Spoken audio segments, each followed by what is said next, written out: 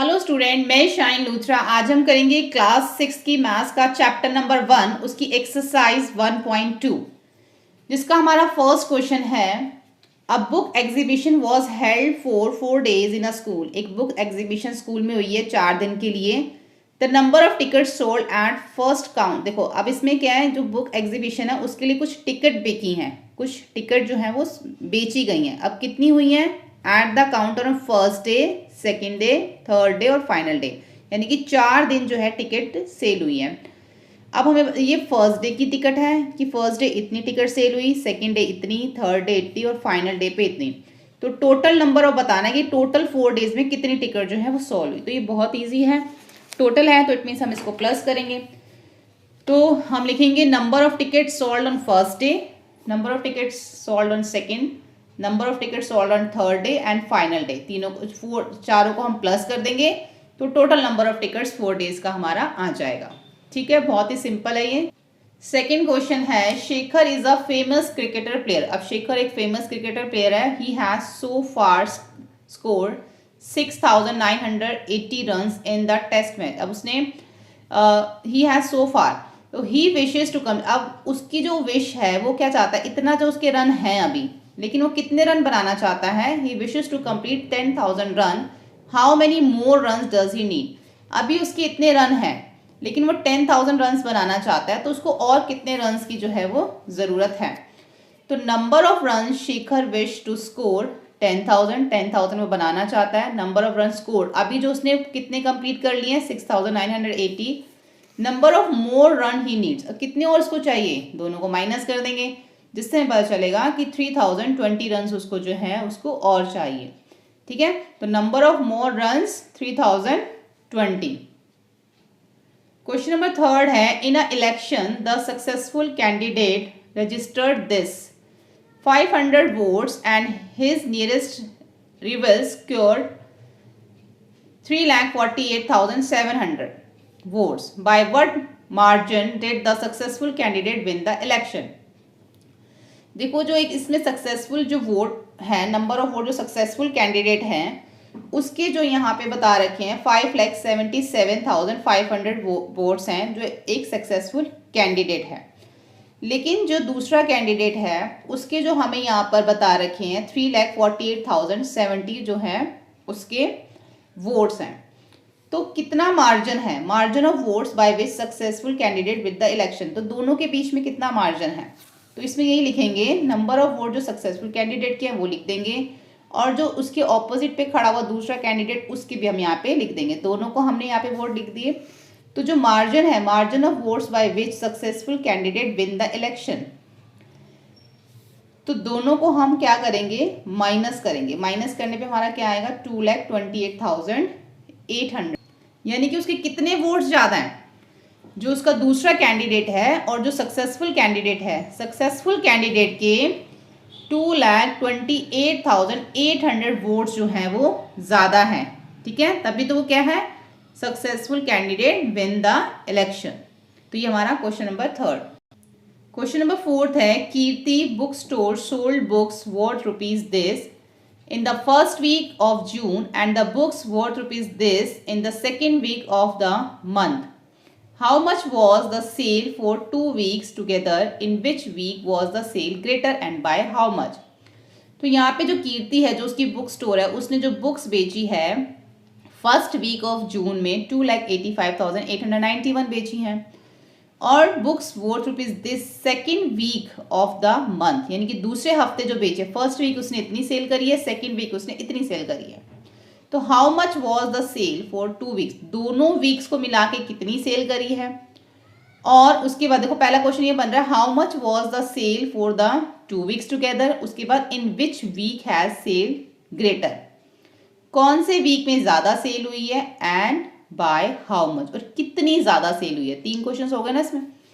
तो सबसे पहले ये लिखेंगे book sold in first week this, book sold in second week this.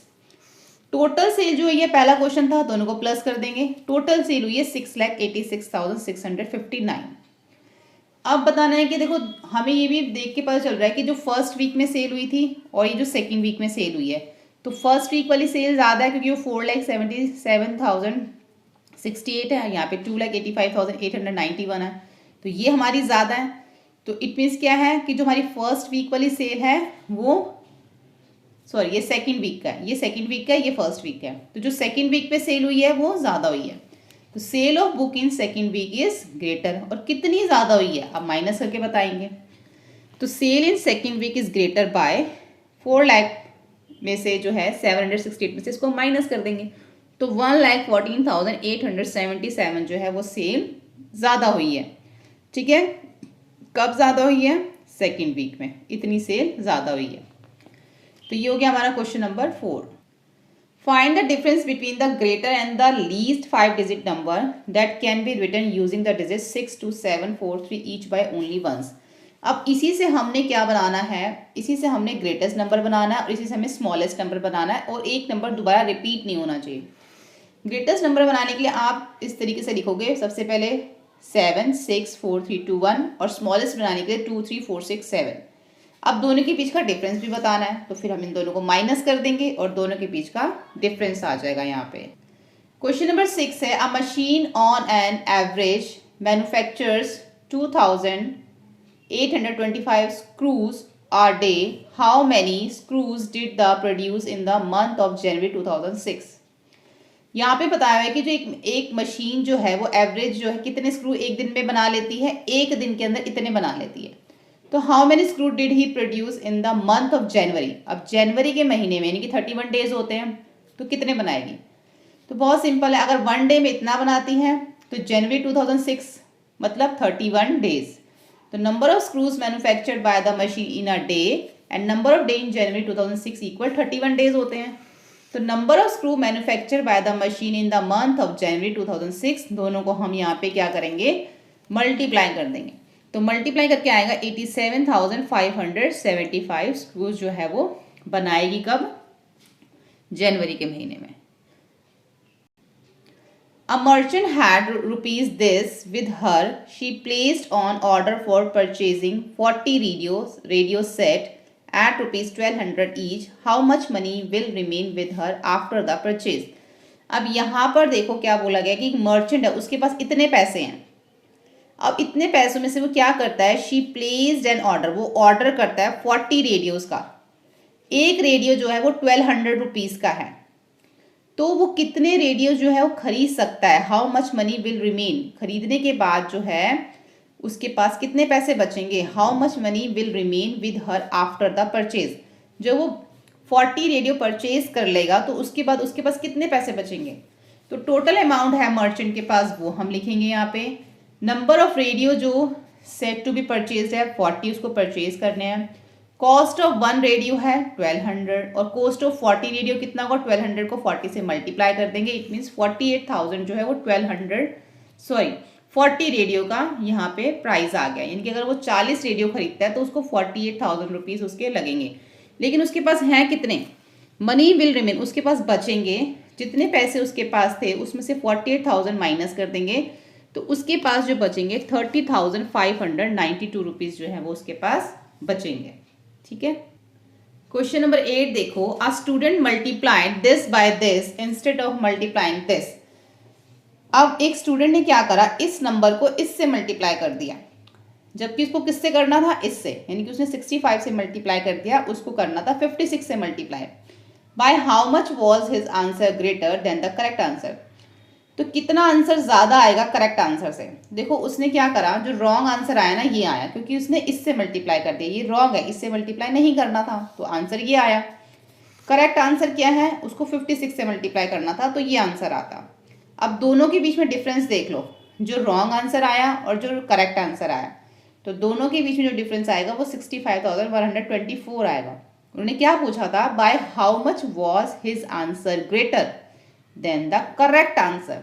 Correct answer से जो इनकरेक्ट आंसर है वो कितना ज्यादा है, तो वो इतना ज्यादा है। ठीक है, अब क्वेश्चन नंबर 9 देखो, to stitch a shirt 2 metre 15 centimetre cloth is needed. एक शर्ट को सिलने के लिए इतना कपड़ा चाहिए।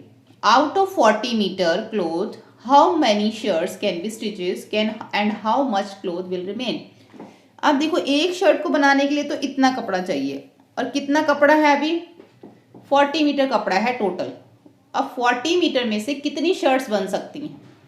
तो यहाँ पे हमें जो क्लोथ दे रखा है मीटर और सेंटीमीटर में दे रखा है, और जो यहाँ पे मतलब कि शर्ट का जो हमें मेजरमेंट बताया है 2 मीटर 15 सेंटीमीटर, और कपड़ा कितने का है 40 मीटर का।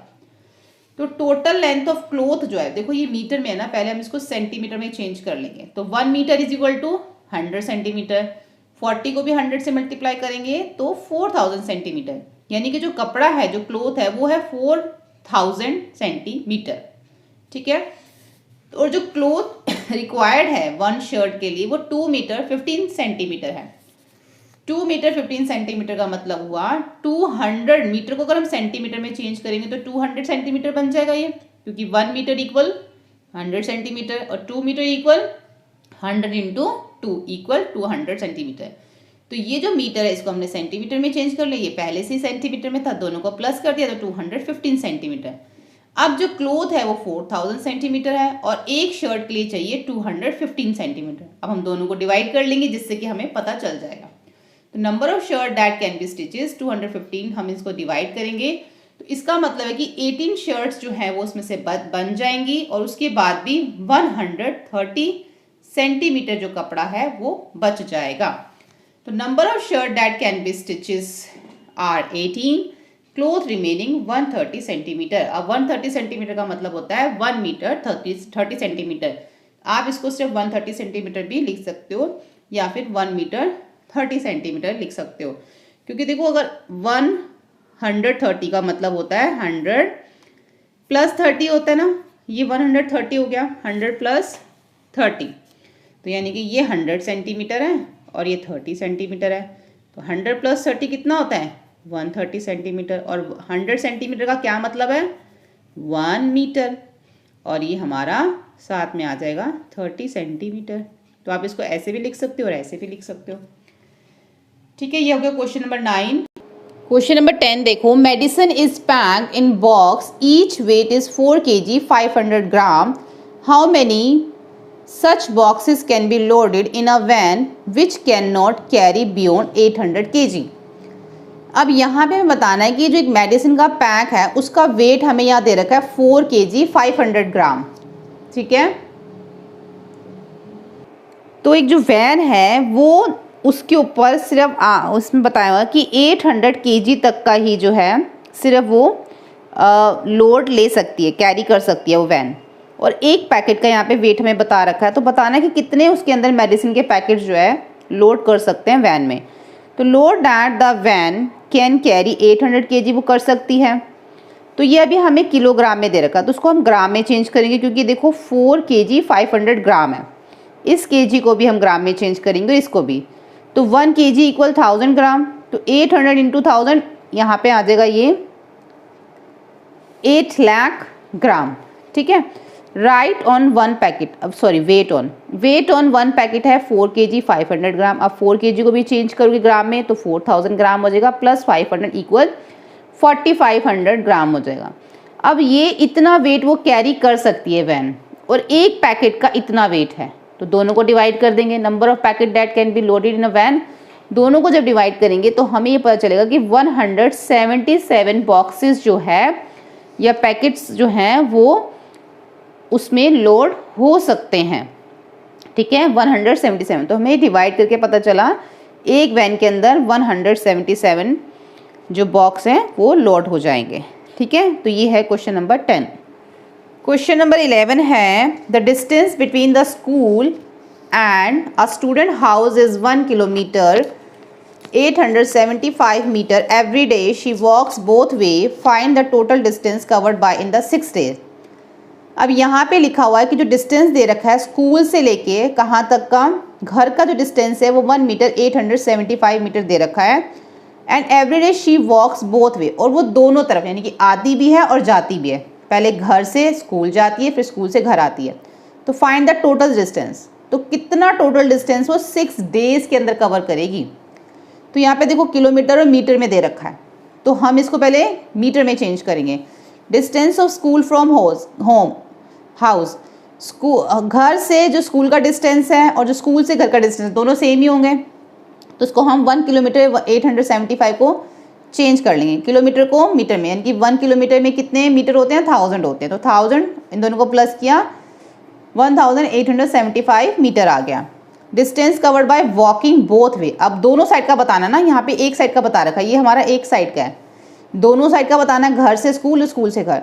तो टोटल डिस्टेंस हमारा ये हो गया एक दिन का, स्कूल से घर और घर से स्कूल, ठीक है। 3750 1 डे का डिस्टेंस हो गया। पहले वो स्कूल घर से स्कूल जाती है, फिर स्कूल से घर आती है, ये तो 1 डे का हो गया। अब 6 डे का निकालना, तो दोनों को मल्टीप्लाई कर देंगे, तो ये हमारा 6 डेज का आ जाएगा। ये हमारा मीटर में आया है, ठीक है। इसको किलोमीटर में करना है तो 22,000 मीटर प्लस 500 मीटर आएगा। अगर इसको हम मीटर को यहाँ पे चेंज करते हैं किलोमीटर में, तो ये हो जाएगा हमारा 22 किलोमीटर 500 मीटर हो जाएगा, ठीक है। देखो यहाँ पे हमने क्या लिखा था, ये हमारा जो है 1 किलोमीटर इक्वल होता है 1000 मीटर के, ठीक है, यानी कि 1000 मीटर में 1 किलोमीटर होते हैं।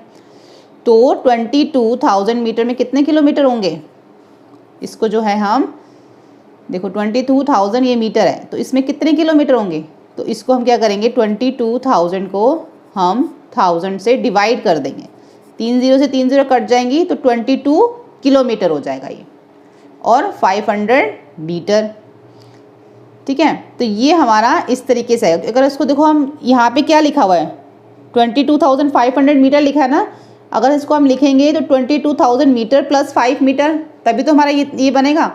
और इसके अंदर हमने इसको किलोमीटर में चेंज करेंगे तो ऐसे आएगा, और ये हमारा 500 मीटर रहेगा, क्योंकि जो उन्होंने हमें डिस्टेंस दिया था वो भी किलोमीटर और मीटर में दिया था। तो 22 किलोमीटर 500 मीटर जो है 6 डेज के अंदर वो जो है अपना कवर करेगी डिस्टेंस। अब लास्ट क्वेश्चन देखेंगे। A vessel has 4 litre and 500 millilitre of curd. Vessel क्या होता है, बर्तन। एक बर्तन में 4 लीटर और 500 मिलीलीटर क्या है, कर्ड है। In how many glasses each of 25 ml capacity can be filled. अब देखो यहाँ पे इन्होंने बोला कि जितना ये दही हमें यहाँ पे बताया हुआ है 4 लीटर 500 मिलीलीटर, और कुछ ग्लासेस हैं जिसकी हमें बता रखा है उसकी जो कैपेसिटी है 25 मिलीलीटर है, तो कितने ग्लास जो है वो फिल हो जाएंगे, कितने ग्लास जो है हम वो भर सकते हैं 4 लीटर और 500 मिलीलीटर कर्ड से। तो क्वांटिटी ऑफ कर्ड जो दे रखी है वो है 4 लीटर 500 मिलीलीटर, इसको पहले हमने मिलीलीटर में चेंज कर लिया तो हो गया 45 मिलीलीटर। कैपेसिटी ऑफ ग्लास है 25 मिलीलीटर, दोनों को हम डिवाइड करेंगे तो हमें पता चलेगा कि 180 ग्लासेस जो हैं हम इस कर्ड से फिल कर सकते हैं, ठीक है। तो यहाँ पर हमारा जो एक्सरसाइज 1.2 है वो कंप्लीट हो जाता है। होपफुली आपको ये वीडियो हेल्पफुल लगा। वीडियो हेल्पफुल लगे तो प्लीज़ लाइक शेयर सब्सक्राइब करें। Thank you.